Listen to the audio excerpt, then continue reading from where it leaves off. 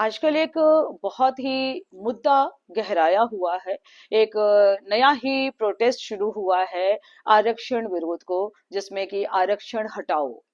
अब आरक्षण हटाओ जो कि विशेष तौर पर जातिवाद को लेकर के ये शुरू किया गया है। तो इससे पहले अभी कुछ दिनों पहले ही नीट पेपर लीक के लिए जो प्रोटेस्ट हुआ था, जिसमें सभी युवा, ज्यादातर युवा ही थे, सारे युवा किस तरह से अपने जाति धर्म संप्रदाय सबको छोड़कर एकजुट होकर अपने एक ही मुद्दे को लेकर के वो मैदान में आए और उन्होंने अपनी बात रखी बड़े ही शांतिपूर्ण ढंग से। उन सबकी अच्छी बात ये थी कि उन सब ने बहुत ही शांतिपूर्ण ढंग से अपनी बात को रखा और उनकी बात को सुना भी गया है। अब जैसे ही ये मुद्दा शांत होता है कि अब जहां यूथ एक साथ हो रहा है, जहां यूथ एकजुट हो रहा है, अब आरक्षण विरोधी एक नया प्रोटेस्ट लेकर के उन यूथ को भी अलग करने की कोशिश की जा रही है।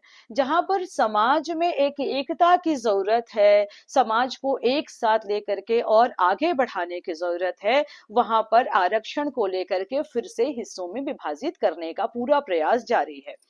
अब अगर हम बात कर रहे हैं आरक्षण को लेकर, तो आरक्षण जब शुरू हुआ था उस समय ये जो चार वर्ग थे, ब्राह्मण क्षत्रिय वैश्य शूद्र, इन चार वर्गों को जो विभाजित किया गया था, तो अगर हम थोड़ा सा इस पर गौर करें कि ये जो चार वर्ग विभाजित हुए थे, इन चार वर्गों का विभाजन पहले कर्म के आधार पर हुआ। जब कर्म के आधार पर इनका विभाजन हुआ, तो फिर आज ये विभाजन किसी की बपौती क्यों बन गई है? आज ये विभाजन पिता से मिली हुई विरासत क्यों बन गई है? पिता से पुत्र और उसके पुत्र से पुत्र, ये आगे आगे ये जाति हस्तांतरित होती जा रही है। तो इस तरह से आरक्षण का मतलब ये था कि उन जातियों को, जो जातियां किसी तरह से पीछे रह गई हैं, उनको समता स्थापित करना था, उनको बराबरी तक ले आना था। लेकिन बराबरी तक कहाँ? वो जाति प्रथा जो कर्म के आधार पर थी, आज वो पिता से पुत्र को, उसके पुत्र को, उसके पुत्र को हस्तांतरित क्यों हो रही है? अगर ऐसे ही चलता रहा तो ये कभी भी समता नहीं हो पाएगी। अगर आरक्षण खत्म करना है तो पहले आप इन जातियों को खत्म करें, कर्म के आधार पर आप विभाजन दें, लेकिन आज ऐसा नहीं है। अब जब कहीं पर भी जाति के आधार पर कार्य दिया जा रहा है, अब अगर हम मंदिरों की बात करें, तो मंदिर में जो पुजारी बैठा, जिसे कि विद्वान, जिसे पंडित कहा गया, अब पंडित का तात्पर्य क्या है? ये पढ़ी लिखी जनता, ज्ञानी लोग ये समझें कि पंडित का तात्पर्य क्या है। पंडित से तात्पर्य विद्वान का होना, यानी जो ज्ञानी है, जो विद्वान है, वह पंडित है।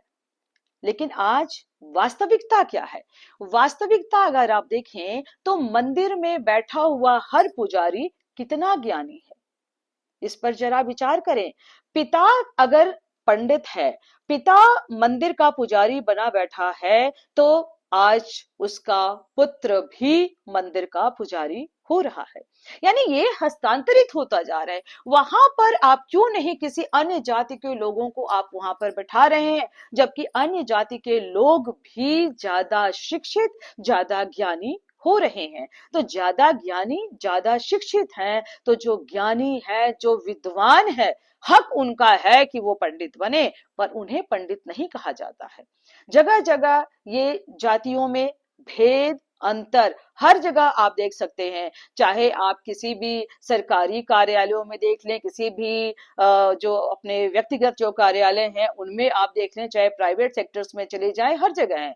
जहां आप नियुक्तियों की संख्या, जिसमें आप आरक्षण की बात करते हैं, नियुक्तियों की संख्याओं में भी अगर देखा जाए, तो बहुत सारे जितने भी पद हैं, उन पदों की अगर आप गणना करके देखें, तो जब हम पदों की गणना अगर वास्तविकता में की जाए, तो वास्तविकता में जिस आरक्षण की आप बात कर रहे हैं, उस आरक्षण के अनुसार उतने ज्यादा पद जो है वो भरे हुए नहीं है।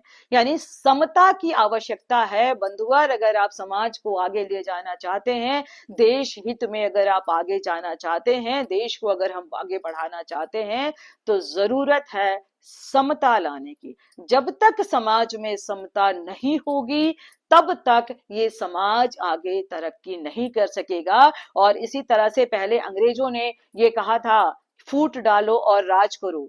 आज वही बातें फिर से पुनः चरितार्थ हो रही हैं। फूट डालो राज करो। थोड़े दिन पहले हमारे युवा एक मंच पर एक साथ एकत्रित हुए, विभिन्न धर्म संप्रदायों को छोड़ करके वो एकत्रित हुए हैं और अपने लक्ष्य के प्रति वो अग्रसर हैं। और आज हम उन्हीं युवाओं में फूट डाल रहे हैं और हम उसे अपने राजनीतिक मुद्दा, आरक्षण हटाओ, आरक्षण विरोधी एक राजनीतिक मुद्दा लेकर के हम फिर से उसमें फूट डाल डाल रहे हैं।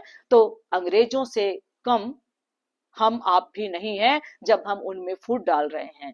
तो इस समाज को, युवाओं को एक होने की आवश्यकता है, ताकि युवा एक साथ, जो आने वाले इस देश के भविष्य है, जो पीढ़ी है, जो समाज को आगे ले जाएंगे, वो एक साथ इस समाज को आगे लेकर के चल सके। तो इस तरह से जाति के आधार पर बंटवारा करके आप समाज को आगे नहीं ले जा सकते। जरूरत है, अगर आप आरक्षण खत्म करना चाहते हैं तो करिए, शौक से कीजिए, लेकिन उससे पहले आप जाति प्रथा को खत्म करें, ले आए, सभी जातियों को एक बराबर स्तर पर ले आए। उसके बाद आप जाति प्रथा को खत्म कर दें, फिर किसी तरह की कोई शिकायत नहीं रह जाएगी। जय हिंद।